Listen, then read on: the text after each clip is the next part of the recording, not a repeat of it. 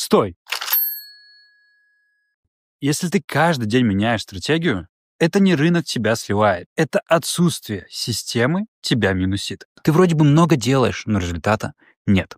И это ломает веру в себя. Хотя проблема не в тебе, а в отсутствии системы действий. Ты входишь по паттерну, через минуту сомневаешься, закрываешься рано, и рынок ровно потом уходит туда, куда ты и планировал. Это происходит, когда нет системы, которая удерживает твои решения. Когда у тебя есть одна система, ты перестаешь действовать наугад.